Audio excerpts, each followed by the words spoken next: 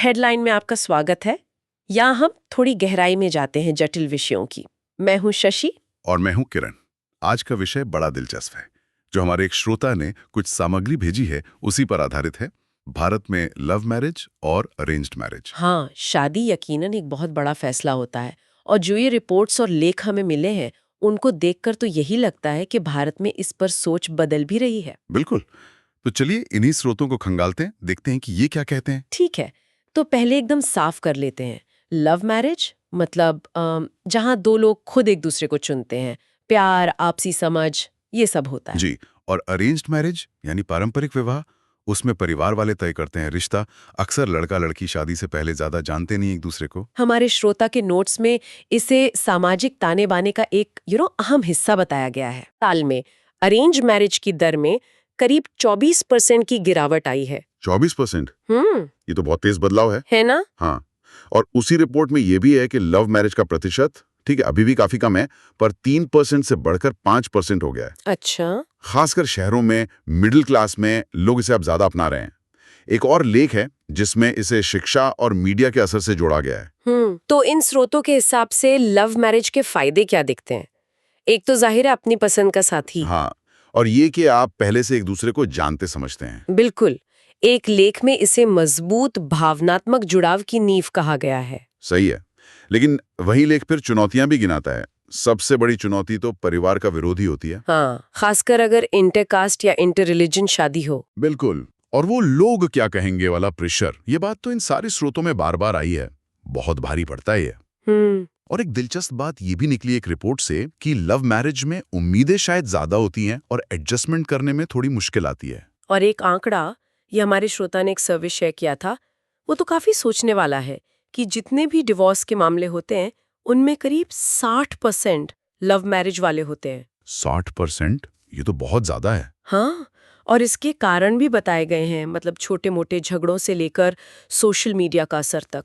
अच्छा, अब अगर अरेंज मैरिज वाले दस्तावेज देखें तो उनमें सबसे बड़ा फायदा बताया गया है परिवार और समाज का साथ मिलना। हाँ, कि मुश्किल वक्त में सपोर्ट रहता है, परिवारों के बीच तालमेल बेहतर होने की उम्मीद रहती है। जी, और ये भी कि प्यार शादी के बाद धीरे धीरे बढ़ सकता है, पनप सकता है। पर इसमें भी अपनी चुनौतियां हैं, जैसा कुछ नोट्स में इशारा है, पार्टनर को समझने में वक्त लगता है। हाँ, वो शुरू की झिझक, थोड़ी दूरी। और कभी-कभी परिवारों के झगड़े का असर रिश्ते पर पड़ जाता है। और दहेज जैसी जो कुरीतियां हैं, वो भी दुर्भाग्य से ज्यादातर इसी से जुड़ती हैं। बिल्कुल। अच्छा, जहां तक सफलता दर की बात है तो इन स्रोतों में काफी अलग अलग बातें हैं। हाँ, वही मैं देख रही थी। एक स्टडी का जिक्र है जो कहती है लव मैरिज की सफलता दर 80%, अरेंज्ड से 60% से ज्यादा है। जी, और वजह बताइए। आपसी समझ। हम्म। लेकिन फिर वो दूसरा आंकड़ा भी तो है कि तलाक के लिए अर्जी देने वालों में लव मैरिज वाले ज्यादा हैं। तो इसका क्या मतलब निकालें कि लव मैरिज ज्यादा फेल होती हैं, या फिर जैसा एक लेख में विश्लेषण किया गया है कि शायद ऐसे कपल्स अपनी नाखुशी बताने या अलग होने का फैसला लेने में ज्यादा आगे आते हैं? हाँ, ये बहुत अहम सवाल है जो इन स्रोतों से निकलता है। मतलब अरेंज्ड मैरिज में शायद सामाजिक दबाव इतना होता है कि लोग नाखुश होते हुए भी निभाते रहते हैं। हो सकता है। तो शायद सफलता का पैमाना सिर्फ ये नहीं है कि शादी कितने साल टिक गई। हम्म। अंत में इन सभी सामग्रियों का निचोड़ यही लगता है कि शादी चाहे लव हो या अरेंज्ड, उसकी कामयाबी दो लोगों की आपसी समझ, इज्जत, कोशिशों और शायद थोड़ी किस्मत पर ही टिकी होती है। बिल्कुल। और वो लोग क्या कहेंगे का डर, जाति धर्म की दीवारें, ये आज भी कई प्रेम कहानियों के सामने खड़ी हैं, जैसा कई लेखों में आया है। सही कहा। वो एक कश्मकश है, अपनी खुशी देखें या परिवार की इज्जत। ये बात साफ झलकती है इन स्रोतों में। तो संक्षेप में कहें तो हमारे श्रोता की भेजी सामग्री का विश्लेषण ये कहता है कि लव मैरिज में व्यक्तिगत पसंद है, समझ है, पर सामाजिक मुश्किलें ज्यादा हैं। और अरेंज्ड मैरिज में परिवार का साथ है, स्थिरता की उम्मीद है, पर आपसी तालमेल बिठाना एक चुनौती हो सकती है।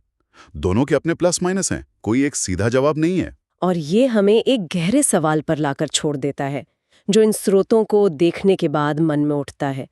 क्या शादी की सफलता का मतलब सिर्फ साथ रहना है, या आपसी खुशी और सम्मान ज्यादा जरूरी है? हमें शादी की पूरी परिभाषा पर ही फिर से सोचने की जरूरत है। सोचने वाली बात है। खैर, अगर आपको ये चर्चा, ये विश्लेषण काम का लगा तो हेडलाइन चैनल को सब्सक्राइब जरूर करें। जी, और आप अपनी राय भी हमें भेज सकते हैं। भविष्य के एपिसोड्स के लिए विषय भी सुझा सकते हैं। अगली बार फिर मिलेंगे एक और विषय की गहरी पड़ताल के साथ। नमस्कार। नमस्कार।